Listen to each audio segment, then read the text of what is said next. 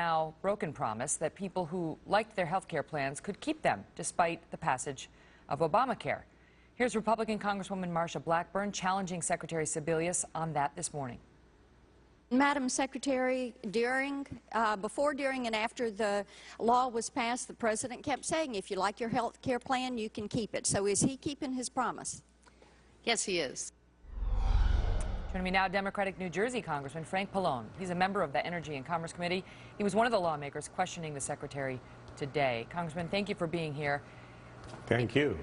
We're struggling to understand how Ms. Sebelius can say the President kept that promise, that specific one of, if you like your health care, you can keep it, period. I guarantee it, when we've seen 2 million Americans have their policies canceled so far, and the estimates are it'll top 10 million. Well, you can keep it as long as the insurance company agrees to continue to sell it.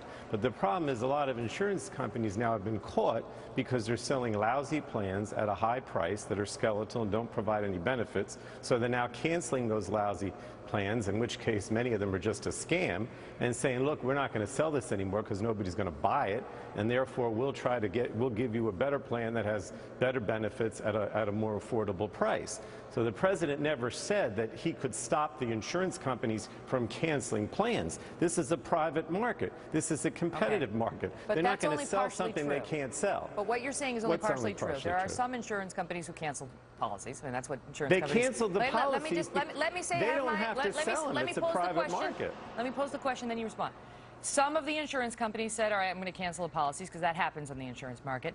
But, but many, many other policies, in fact, according to the insurance companies, the vast majority of these policies that are being canceled because the regulations imposed on them by Obamacare left them with no choice. The way that the is HHS... absolutely not true. They have a right to continue the policies the way they want. She admitted it today, sir. He did not admit that. That's simply not true. She was asked about whether... The insurance companies can cancel the policies if they want to. They can also offer the policies at the same price with the same lousy benefits if they want to. If they change the policies in any marginal way, then Obamacare requires that they be canceled and the people get kicked off. No, that's not true. Yes, she was asked about this today. A $5 increase in your premium. Wait, Obamacare says simply... Let's run the soundbite. $5 change. Look, $5 change, Obamacare simply says that you can continue to... If co-insurance went up by any amount, even by $1 according to your regulations, that would not qualify as a grandfathered clause.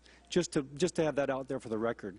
I gather even by $1. Dr. Cassidy, I want to start by the amount that you gave is not accurate. I was told $5, not $1. For that.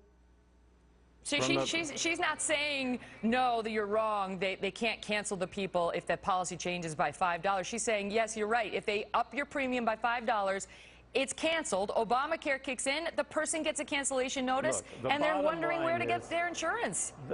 They tell them where they can get the insurance. Look, the bottom line is if you're selling a lousy policy at a price that's too high, nobody's going to buy it. And so they're canceling these policies because they know people won't buy them. Okay. It's a competitive marketplace. But they were That's buying the them. They were buying them. There were 15 million people who bought them and said, I like them, Mr. Pallone, I like them. They're not going to buy them anymore when they have a better alternative that provides a better...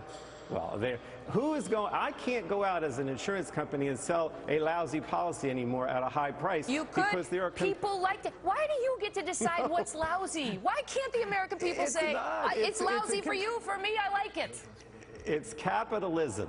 You can go out and buy whatever you want, but the insurance company realizes they can't sell this lousy insurance policy anymore. But they were selling it, sir. You're ignoring my point. They were selling it. Some 15 million Americans thought it was great. You didn't like it, but they liked it. And then you and the President came out and guaranteed people that they could keep it, period. Period. When you make a guarantee... But you can't sell it. Nobody's going to buy it. Nobody's going to buy it if there's a better alternative out there that gives you better insurance for a lower price. And that's what the Affordable Care Act offers. So that's why these insurance companies are canceling, because they know they can't sell that lousy policy anymore. That's just not true. Well, it is true. It's not well, true. it is, of course it's true. Well, you deny it, we'll let the viewers decide. Listen, let I appreciate you coming on. Decide. Thank you for coming on, sir. Decide. Well, the marketplace would like to decide, but they've been told by the president and the Democrats, thanks to Obamacare, that they can't. No, it's a capitalist private market.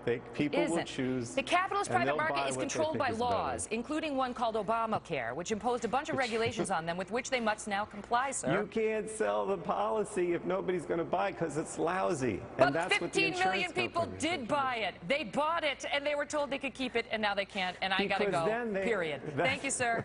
Thanks for being here. I tried. It's so much better when you can have a real exchange on the actual issues. Anyway, listen. Why don't you send me a tweet and let me know what you think?